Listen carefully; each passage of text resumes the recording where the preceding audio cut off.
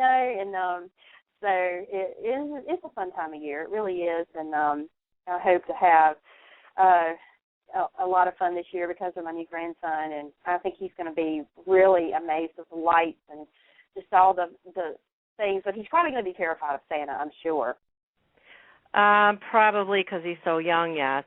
I know my kids were all afraid when they were little, too, and you always got that picture with, somebody screaming and yelling and crying and one of the other kids standing there like, what, are you crazy?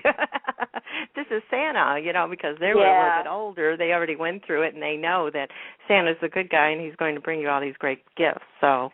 Yeah, for sure. Well, he is a good guy. He's a good guy, I mean, kids love him, but, yeah, my grandson is into this phase now. He's just shy of 7 months old, and he's into this phase where now he's really fascinated with faces and touching faces and hair. He's got the whole hair pulling thing down, I must say. But I'm going to be real interested. If he's not screaming bloody murder when we put him on Santa's lap in a few weeks, he's probably going to be trying to pull the beard, and or trying to get to his face, if he's not afraid, which I anticipate he's going to be afraid, but we'll see. Right. So, but it is a fun time of year, and this year's going to be a lot of fun, as I said. I'm really looking forward to it. And it's going to be interesting to see his reaction to everything, So yeah, that's pretty much what we do in a nutshell, and the season goes by so fast.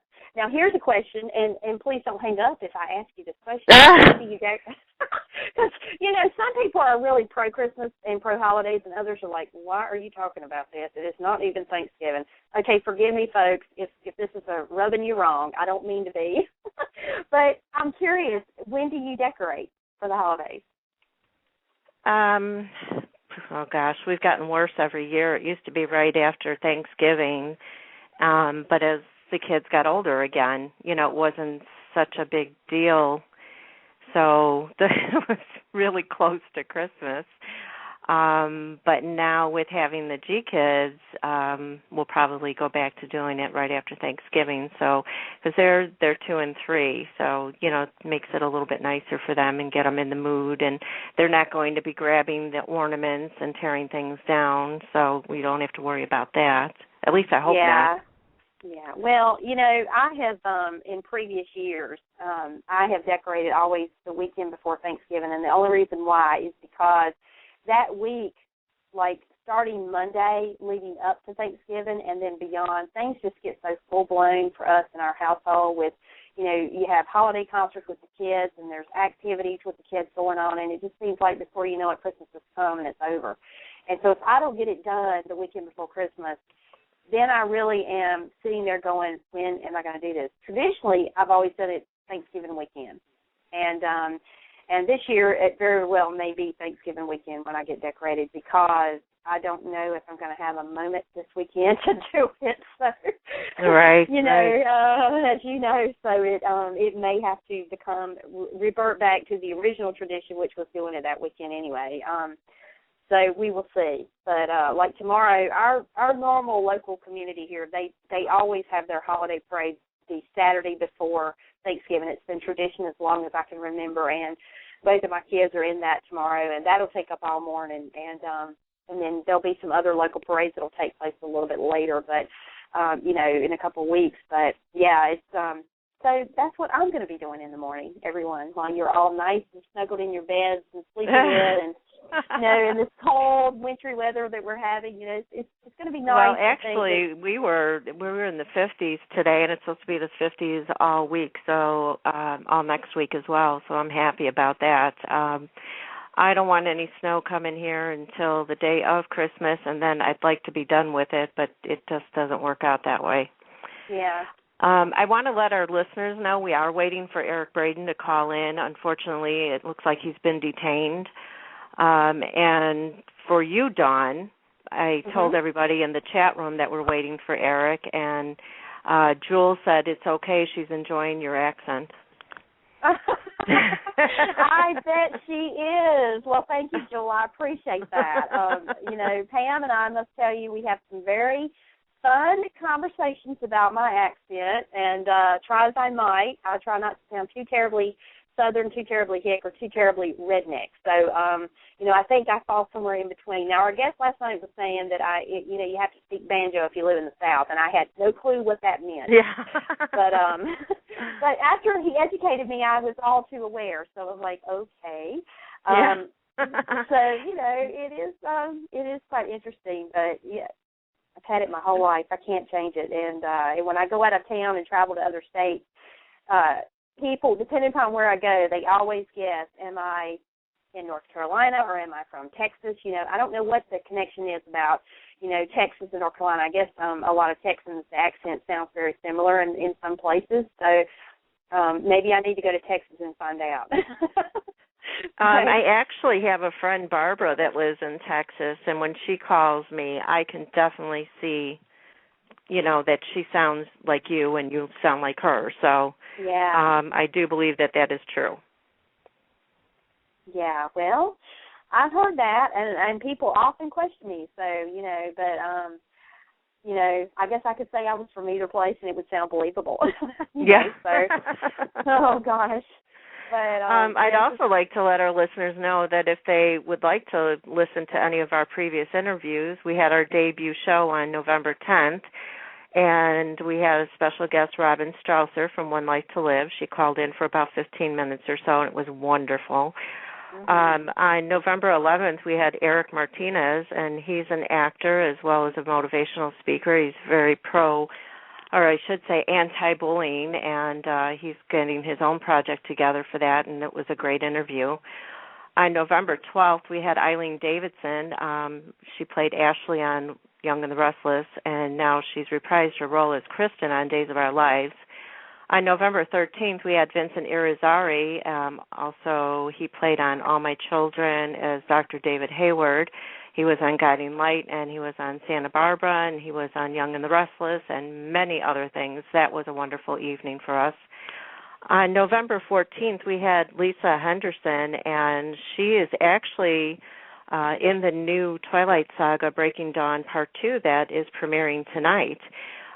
So she's playing Siobhan, who is the leader of the Irish Coven that's sent to protect Edward and Bella's child.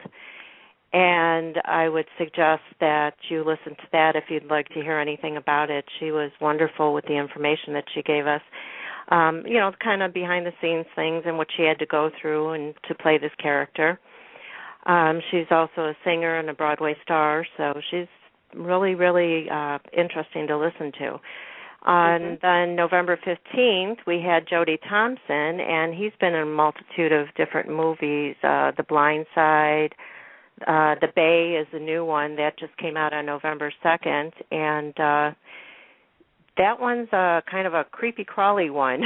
So if you like those type of movies. Do you remember the name of the critter, the ocean critter, is all I know. Yeah, it was called an isopod. Isopod. Okay, I'm just going to tell everyone out there in the chat room and in listener land, Google isopod and then click on images and be prepared. I didn't know it existed, but according to our guest last night, he shared that these are real, and the movie was based around this organism.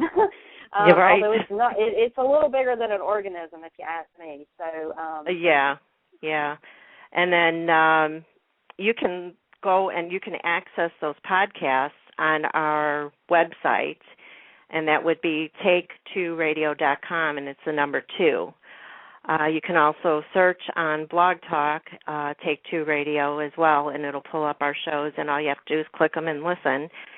And you can follow us on Twitter at Take Two Radio, again, the number 2.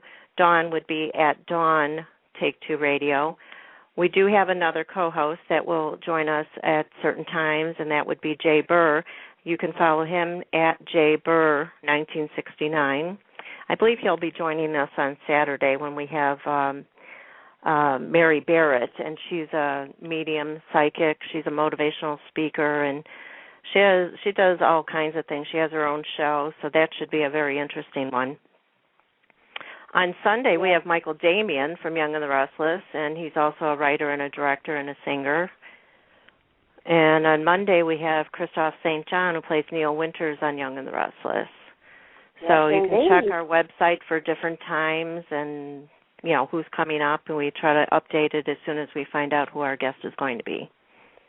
Yes, indeed. And I am going to put myself on hold just a moment because I believe I have Eric's manager or publicist trying to call in on my phone, so I'm going to have to grab the call, and we'll find out what's happening. I'll actually go on hold, too, and see if I can find out what's going on this end. So if you bear with us a few minutes, thank you. Thank you.